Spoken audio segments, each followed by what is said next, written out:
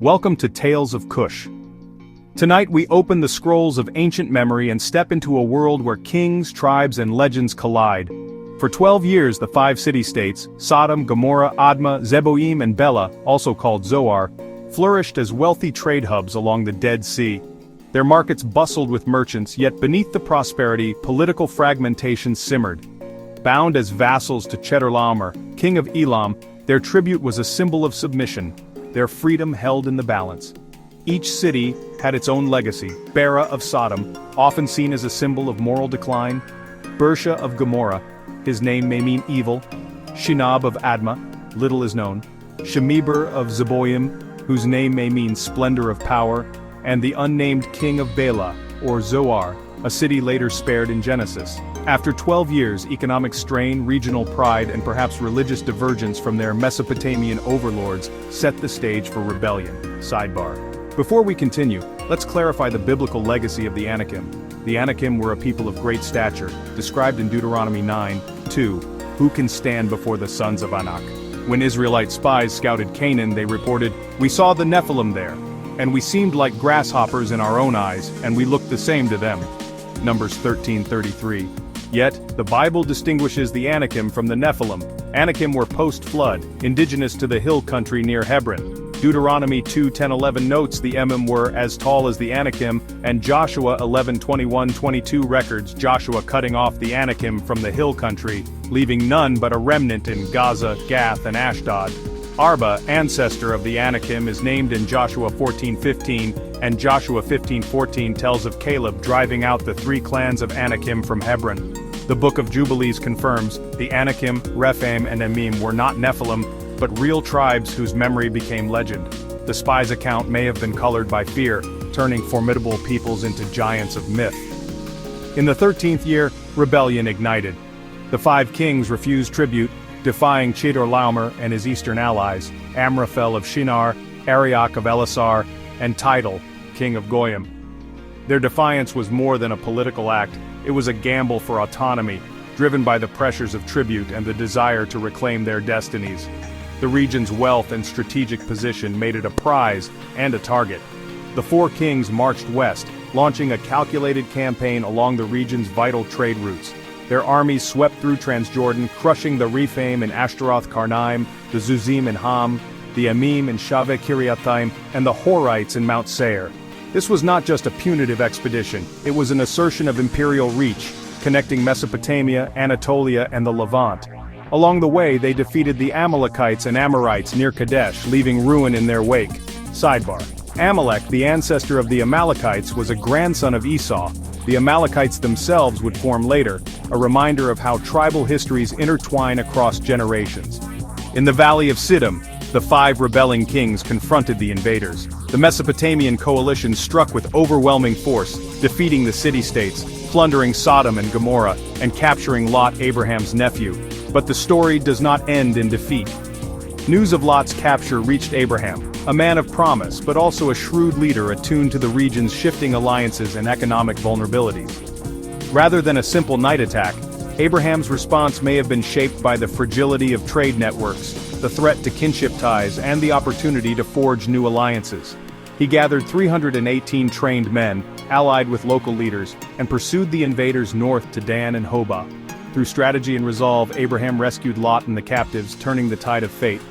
After the rescue, Abraham was blessed by Melchizedek, king of Salem, a moment that echoes through the ages. The legends of giants and lost tribes are not just tales of monsters, but stories of real peoples, caught in the tides of conquest and memory.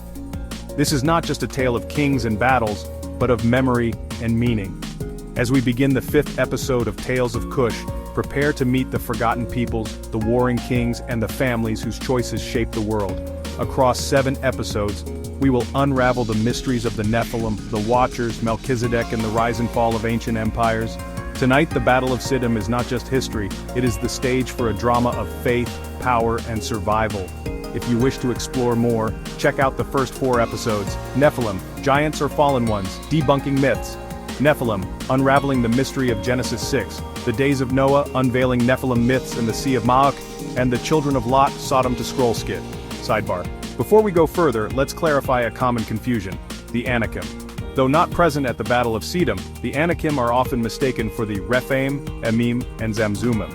The Bible describes the Anakim as a post-flood people, dwelling in the hill country near Hebron. In Numbers 13:33, Israelite spies reported seeing Anakim so tall they seemed like giants, fueling the myth of supernatural beings. But the Anakim, like the Rephaim and their kin, were not Nephilim, nor mythic monsters. They were indigenous human tribes, repeatedly defeated and driven out by Joshua and Caleb. Their story, like that of the Rephaim, reveals how history transformed real peoples into legends of conquest and loss. The fate of these peoples, Rephaim, Emim, Zamzummim, and Anakim, was not sealed by their innocence, but by their defeat. Their memory endures not as monsters, but as the conquered, the displaced, and the forgotten, reminders that history is written by those who prevail. Let us turn the page and begin our search for the real stories behind the legends. Stories of conquest, displacement, and the human cost of ancient wars. The ancient Near East was a crossroads of empires and forgotten peoples. The Battle of Siddim, told in Genesis 14, was not just a clash of kings, it was a campaign that swept away entire cultures. Among the first to be caught in its path were the Rephaim, tall, formidable, and remembered as the shades of Ashtaroth Karnaim. The Emim, called the dreaded ones by the Moabites, and the Zamzummim, known for their fortified settlements, were next, each tribe with its own language, customs, and legends. The Horites, cave dwellers of Mount Seir, carved their homes into the rock and traced their ancestry to the land itself. The Amorites, fierce and independent, ruled the hill country and valleys, shaping the destiny of Canaan. All were real indigenous peoples, nearly erased by imperial ambition, but whose memory endures in the stones and stories of the land. To understand this war, we must meet the four invaders: Chedorlaomer of Elam, Amraphel of Shinar, Arioch of Elasar, and Tidal, king of Goyim. Their campaign was a calculated assertion of power, stretching from Mesopotamia to Canaan, as described in Genesis 14. But for the tribes of the land, this was not just a foreign invasion, it was the beginning of the end for their way of life. The Rephaim's ancient cities fell silent, the Emim's strongholds were abandoned, the Zamzummim's fields were left untended, the Horites' caves became tombs, the Amorites, once proud, were scattered. Each tribe faced the storm in its own way, but none would remain unchanged. Opposing them stood 5 city-state kings of the Jordan plain: Bera of Sodom, Bersha of Gomorrah, Shinab of Admah, Shemeber of Zeboyim, and the king of Bela. But the true victims were the peoples whose names echo through the land: the Rephaim, whose legends haunted the valleys; the Emim, whose wisdom was sought by neighboring tribes; the Zamzummim, skilled in defense and agriculture; the Horites, whose rock-cut homes still mark Mount Seir; and the Amorites, whose warriors shaped the region's destiny. For each, the war meant loss, of land, of freedom, of memory. The Amorites, descendants of Canaan, were a powerful people whose fate was sealed in the campaign of Genesis 14. Though not part of the rebellion, they were swept up as collateral victims when Chedorlaomer's forces struck Hazazon Tamar. The Horites, ancient cave dwellers, saw their lineage broken and their homes overtaken. The Rephaim, Emim, and Zamzummim, each with their own stories, were driven from their lands, their names surviving only in the echoes of later texts. The war was not just a battle of kings, but a turning point for every tribe. Ordinary people, not mythic giants, caught in the path of war. The Horites, cave dwellers of Mount Seir, were not Nephilim but likely of Canaanite origin, linked to the Heth or Hivite lineages. Genesis 14:6 records their defeat by Chedorlaomer's coalition. Later, they intermarried with Esau's descendants and were displaced by the Edomites. The Rephaim, Emim, and Zamzummim, each remembered by different names in different lands, were all swept aside by conquest. Their stories are not of monsters but of survivors, peoples whose memory lingers in the stones, the caves, and the ruins of the land. The Rephaim, Emim, and Zamzummim are not listed in the Table of Nations, but Deuteronomy 2 and the Book of Jubilees describe them as indigenous human tribes, tall, formidable, and regionally named. The Moabites called them Emim, the Ammonites called them Zamzummim. Their defeat was political, not theological, a result of imperial conquest, not divine judgment. Sidebar. But among the Rephaim, one name stands apart: Og, king of Bashan, the last of the remnant. Deuteronomy 3:11 records, "For only Og, king of Bashan, was left of the remnant of the Rephaim. Behold, his bed was a bed of iron. Is it not in Rabbah of the Ammonites? 9 cubits was its length and 4 cubits its breadth, according to the common cubit." Og's imposing presence became a symbol of the Rephaim's legendary stature. The Moabites called them Amim, the Ammonites called them Zamzumim, different names for the same people, remembered across the land. The Book of Jubilees confirms, the Rephaim were post-flood giants, not Nephilim, but real tribes whose memory became myth. That too was regarded as a land of the Rephaim, a people great and many and tall as the Anakim, but the Lord destroyed them before the Ammonites. Deuteronomy 2:20-21. Their legendary stature was a matter of perception. Outsiders saw them as giants, but archaeology finds only the remains of Bronze Age peoples. The Book of Jubilees and Deuteronomy 2 clarify. These were not monsters but real communities, swept aside by Moabites and Ammonites. Their memory lingers in the stones and stories of the land. The campaign route, marked by rebellion, conquest, and rescue, cut through lands shaped by these forgotten tribes. Melchizedek, king of Salem, appears briefly in Genesis 14, a witness to the upheaval. As we follow the path of armies and alliances, we must remember those displaced and erased, peoples whose origins and fates shaped the land. Their stories, too often dismissed as myth, deserve to be told. Let us begin. The march of conquest began with 4 kings, each driven by ambition, pride, and the promise of dominion. Chedorlaomer of Elam the architect sought tribute and obedience. Amraphel of Shinar, master of strategy, craved glory and expansion. Arioch of Elasar, fierce and unyielding, fought for honor and legacy. Tidal, king of Goyim, rallied his warriors for the spoils of war. Together they forged an alliance, each king a force, each motive a spark in the coming storm. Their campaign was more than a march, it was a contest of destinies. Each king led his banners with a vision, Chedorlaomer to restore order, Amraphel to carve his name in legend, Arioch to prove his might, and Tidal to claim his share of the world. Their first target, the Rephaim at Ashtaroth Karnaim, giant in reputation but now facing the united will of 4 kings. Next, the Zamzumim, caught between ambition and annihilation. The Emim fell, their lands claimed in the name of conquest. The Horites, cave dwellers of Seir, were swept aside, another legacy erased by royal ambition. Each victory was a message, resistance meant ruin, and the king's ambitions would not be denied. The invaders punished not just rebels but all who stood in their path, redrawing the map with blood and fire. For the 5 city kings of the Jordan Plain, Bera, Bersha, Shinab, Shemeber, and the king of Bela, this was a fight for survival, not just territory.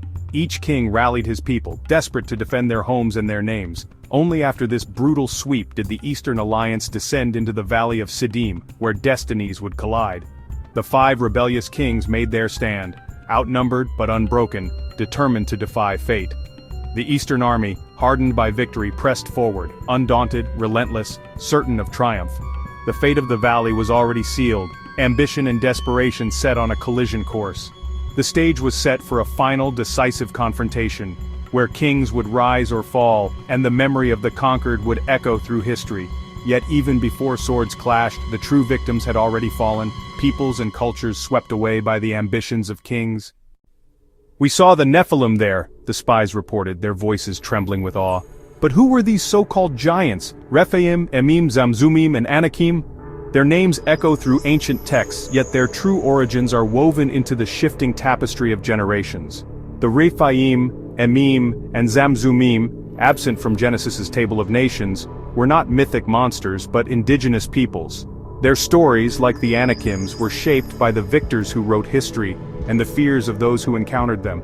The Moabites called them Emim, the Ammonites called them Zamzumim, and the Israelites feared the Anakim. These were not separate races, but regional names for the same tall, formidable tribes, peoples whose stature became legend as their lands were conquered. Sidebar: the confusion with the Nephilim, pre-flood figures, fueled the myth, but the Rephaim and Anakim were post-flood, remembered as warriors, not monsters. Their legendary size was a metaphor, strength and reputation, not literal giants. Each generation retold their story, and with each retelling the line between fact and myth blurred. Descriptions of their size were likely metaphors for their strength as warriors, not literal monsters. Mythologizing enemies is a tactic as old as war itself, glorifying the victors, dehumanizing the defeated, and turning real peoples into legends. But archaeology finds no giants, only the remains of Bronze Age peoples, their towns and tools. The Rephaim, Emim, Zamzumim, and Anakim were threads in the tapestry of the ancient Levant. Real communities, not monsters, whose memory deserves restoration. Their story is not one of monsters but of misunderstood peoples, caught in the tides of conquest, remembered in legend, and waiting to be seen as they truly were. As the Eastern kings swept through the land, their armies left devastation in their wake. In the chaos, Lot, Abraham's nephew, was seized, a captive among the ruins of Sodom. For Lot, hope faded as he was led away, powerless in the hands of conquerors. News of Lot's capture reached Abraham. Alone in his tent, Abraham wrestled with fear and duty. Should he risk everything for family, or remain safe and silent? The weight of choice pressed upon him, the fate of his kin, and the memory of the fallen tribes hanging in the balance. Abraham chose courage over comfort. Gathering 318 loyal men and forging alliances with local Amorites, he set out under the cover of darkness. This was not a march of conquest but a desperate bid to rescue Lot, a stand for justice in a world ruled by might. Unlike the vast armies of kings, Abraham's force was small, a coalition of kin and neighbors, united by loyalty, not ambition. Their resolve was their strength, their mission clear: to save, not to conquer. Under the shroud of night, Abraham struck with precision. The invaders, caught off guard, faltered. In the confusion, Lot and the other captives glimpsed freedom, a moment of hope amid the terror. Abraham's plan succeeded. Lot, shaken but alive, was freed, not by overwhelming force, but by the courage and resolve of those who refused to abandon him. In that moment, the bonds of family triumphed over the violence of kings. When the king of Sodom offered Abraham the spoils of war, Abraham refused.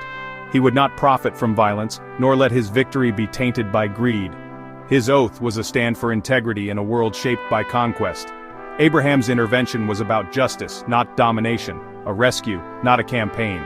His actions echoed through the lives of the forgotten tribes, offering a glimpse of mercy amid the cycle of conquest. This stands in stark contrast to the later campaigns of Joshua, or the displacements by Moabites and Ammonites which swept away the Rephaim, Zamzummim, and Emim, tribes remembered as giants, but in truth, human communities. Abraham's 318 men succeeded where so-called giants fell, exposing the myth of the Nephilim as flawed memory, not fact. The Rephaim and their kin were not monsters, but people, builders, families, victims of war. Abraham's restraint and ethics in war set him apart from kings and conquerors. His legacy is not one of domination, but of measured power and moral clarity. In remembering Abraham's rescue, we restore the memory of forgotten peoples, and glimpse a model of justice that stands against the tide of conquest. In the quiet that followed Abraham's rescue, the land itself seemed to mourn. The once thriving cities of the plain, Sodom, Gomorrah, Admah, and Zeboim, stood on the edge of oblivion, their walls scarred by conflict, their people haunted by the memory of war. Survivors returned to smoldering ruins, their lives forever changed by forces beyond their control. Yet the fate of Siddim was not sealed by battle alone.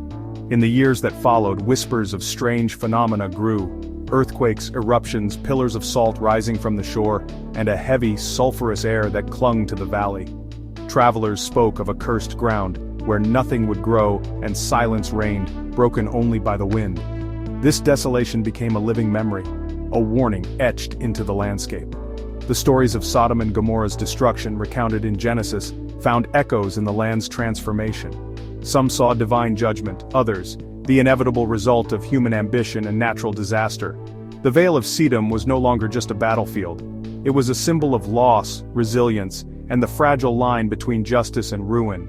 In these barren places, the legacy of conquest and rescue lingers. The forgotten tribes, once called giants, now known as neighbors, vanished not in legend but in the dust and silence left behind. Their memory endures in the emptiness, a silent appeal to remember those who came before. As the centuries passed, the wasteland drew pilgrims, prophets, and seekers, each found in the ruins a reflection of their own fears and hopes, a reminder that history's true cost is borne not by kings, but by the ordinary lives swept away. The aftermath of Siddim is not just a story of destruction, but a call to remember. Empires may rise and fall, but the echoes of their choices remain in the land, and in us. Where was the Vale of Siddim? The answer is a geographical mystery that has fascinated scholars for centuries. Mainstream scholarship places Siddim in the Dead Sea Basin. Genesis 14:3 locates it in the Salt Sea, later known as the Dead Sea. Geological clues, sulfur deposits, tar pits, point to a destructive past. The destruction of Sodom and Gomorrah aligns with this geography, but some propose a radical alternative: the Rub al-Khali, Arabia's empty quarter. Professor Sam Calabi and others suggest Eden, Babel, and Sodom were in Arabia. Salt pans, volcanic ash, and cultural markers match biblical descriptions. This theory reimagines the Bible as a South Arabian epic, not Levantine. Another fringe theory points to the Danakil Depression in Ethiopia, one of Earth's harshest landscapes. Sulfur lakes, volcanic domes, and brine pools resemble Genesis 19's furnace. This Afrocentric setting for Sodom's destruction adds weight to Ethiopia's spiritual legacy. From Nimrod to Sheba, the war ended, Lot was rescued, then came fire. Genesis 19 describes sulfur raining down. The cities of the plain were obliterated. Abraham looked on the ruins from afar. The smoke of the land went up like the smoke of a furnace. Genesis 19:28. Remember Lot's wife. Luke 17:32. Whether in Jordan, Arabia, or Ethiopia, the terrain remembers. But in the middle of it all, the displaced tribes, the Rephaim, Emim, Zamzumim, Amorites, and Horites, deserve not just a footnote, but a reckoning. This was not a war of mythic giants, it was a war of empires. And while Abraham stood for justice, the tribal victims were forgotten in the sweep of kings. By naming them, tracing them, and rejecting distortion, we restore memory, dignity, and historical truth. To truly understand the mystery of Babylon described in the Book of Revelation, we must first look back to Babylon's origins, and even further, to its very foundation. The kingdom founded by Nimrod in ancient Mesopotamia laid the groundwork for a legacy of oppression, colonization, moral decline, and war. This skit is designed to reveal the roots of Mystery Babylon, tracing its story from the beginning. Abraham's rescue of Lot temporarily halted the expansion of Mesopotamia's influence, a pause that lasted until the rise of Assyria, Babylon, and Persia. Truly there is nothing new under the sun. Like its ancient predecessor, Mystery Babylon of Revelation rules through vassal and puppet states. Just as Abraham was called to come out of Babylon in Genesis, so too does Revelation issue a clarion call. Come out of Babylon so that you will not share in her sins or suffer her judgment. The warning remains timeless. History's patterns repeat, and the call to discernment and separation endures.